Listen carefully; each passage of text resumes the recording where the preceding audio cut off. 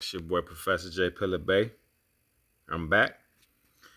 We're gonna read from this book by Alexander von Wuthenau called "Unexpected Faces in Ancient America, 1500 BC to AD 1500." Right, the historical testimony of pre-Columbian artists. Right, so this book gonna be hard to find, but you see the sister right here, right, with the afro.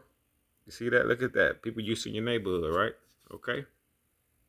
I'm gonna go to chapter 12, the absorption of the Negroes, their sporadic representation during the entire pre-Columbian epoch in all regions from Mesoamerica to Peru.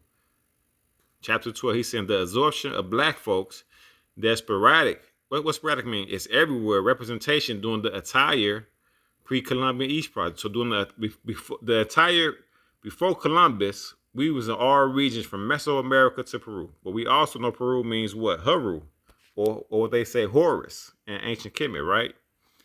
So hold on.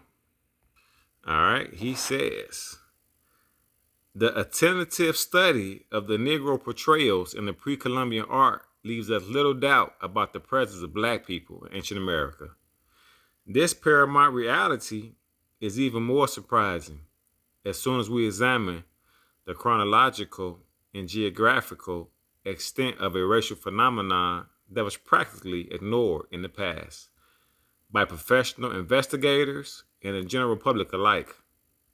In the former chapters, we have seen that this remarkable racial incident can be traced back to the remotest history of America.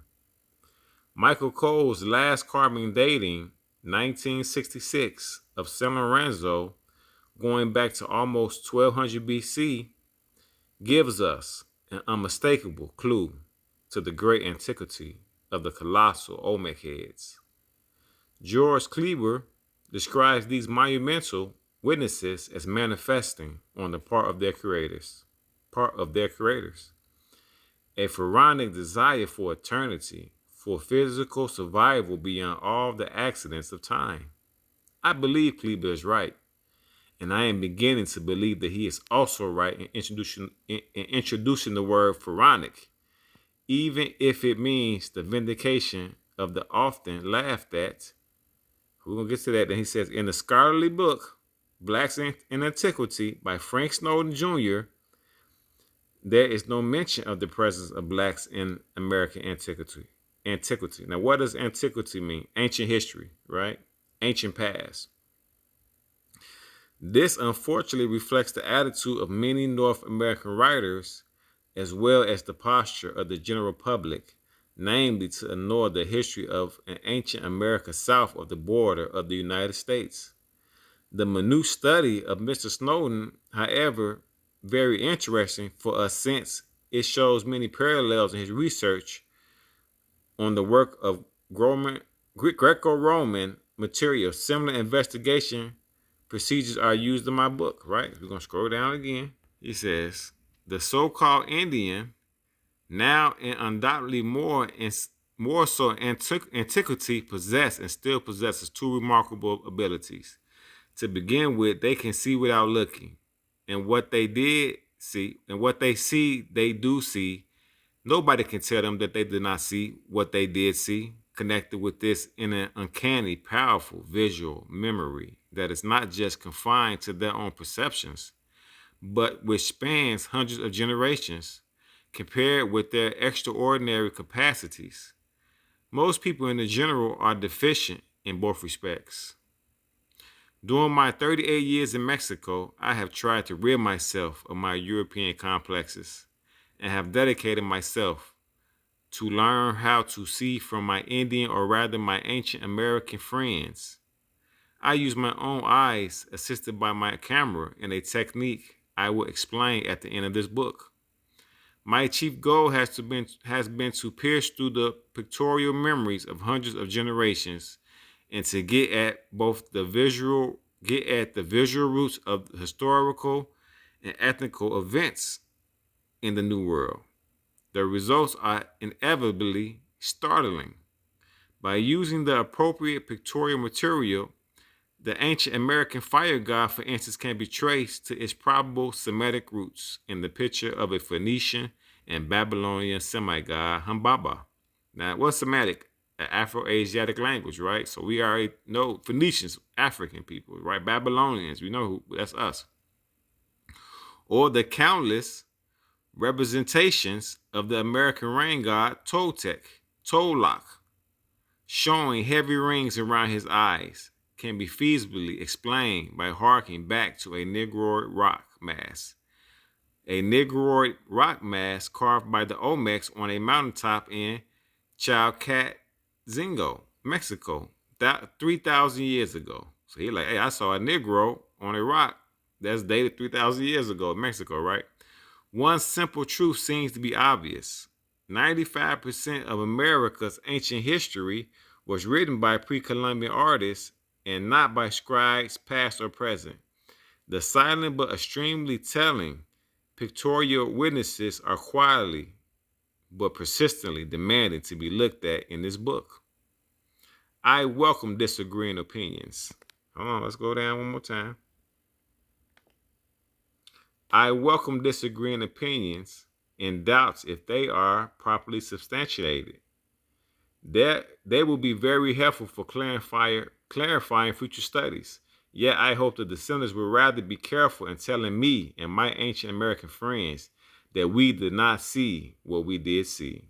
St. Angel, Mexico, October 1974, Alexander von Wuthenau. So let's just break this down, right? So boom, the man starts off, he talks about how we are already here. So the absorption of black folks, sporadic representation during the entire pre-Columbian epoch in all regions from Mexico, from Mesoamerica to Peru.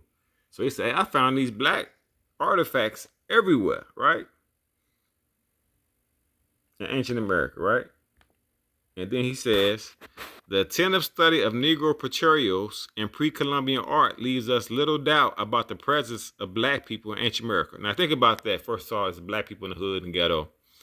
Has anybody in school ever showed you an ancient American statue that showed black folks? But this guy saying he has many ancient American artifacts that show black folks what we were already here. Now, we're not negating the slave trade. We know what happened. That is real. Part of that is real. But we were already here, right? He says the paramount reality is even more surprising when we examine the chronological and geographical, right? He says, and then we're going down. He said the Pharaonic. So he said, I like how they said Pharaonic because he's talking about ancient Kemet, right? And then he says, in the scholarly book Blacks in Antiquity by Frank Snowden, there is no mention of the presence of blacks in ancient America. This unfortunately reflects the attitude of many North American writers as well as the posture of the general public, namely to ignore the history of an ancient America south of the border of the United States. So he's like, hey, they're trying to have that these black folks are already here. They want all black folks to believe that they came on a slave ship. This is the European guy say, hey, I can't lie from what I'm seeing, right?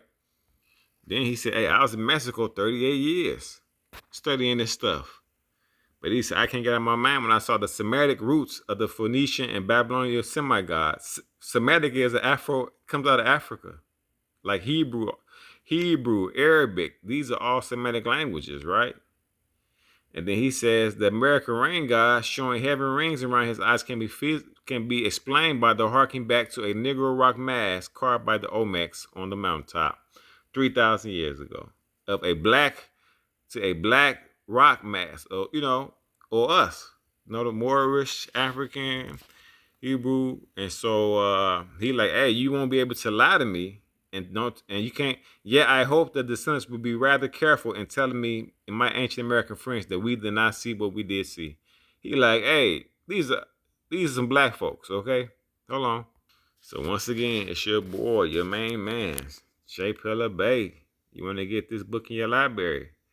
Alexander von Wuthenau, Unexpected Faces in Ancient America, 1500 BC to AD, the historical testimony of pre-Columbian art. Now, you see the sister right here with the fro, right? See the people, look at that, huh? Because we carry all features, but you can clearly see the afro. You see the look, all right? So get this book in your library, and as you see how they're playing the deportation games, think about why they haven't deported you. Peace.